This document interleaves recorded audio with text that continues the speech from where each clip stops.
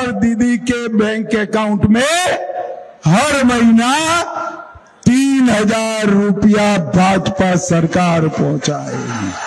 गर्भवती माता को 21,000 रुपया दिया जाएगा। बेरोजगार युवा को हर महीने 3,000 रुपया बैंक अकाउंट में भेजने का काम। अबे ममता दीदी कल पूछ रही थी कि इतने सारे पैसे कहां से लाओगे।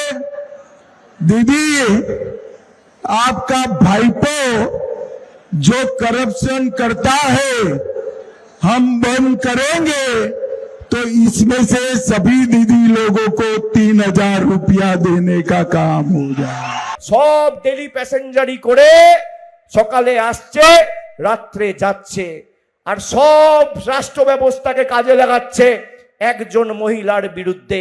এটাই হচ্ছে বাংলার ক্ষমতা। আমাদের বিরুদ্ধে যুদ্ধ ঘোষণা করেছো বন্ধু। বাংলার মানুষকে তুমি যদি ভাবো আঘাত করবে, বাংলার মানুষ প্রত্যাঘাত করতে জানে। এটা ইউপি, বিহার, গুজরাট নয়। যদি আপনি ভাবেন আমাদের টাকা বন্ধ করে আমাদের শাস্তি দেবেন, বাংলার মানুষ আপনাদের আগামী দিন 4 তারিখ যখন ভোট বাক্স খুলবে শাস্তি কি বাংলার মানুষ আপনাদের শেখাবে।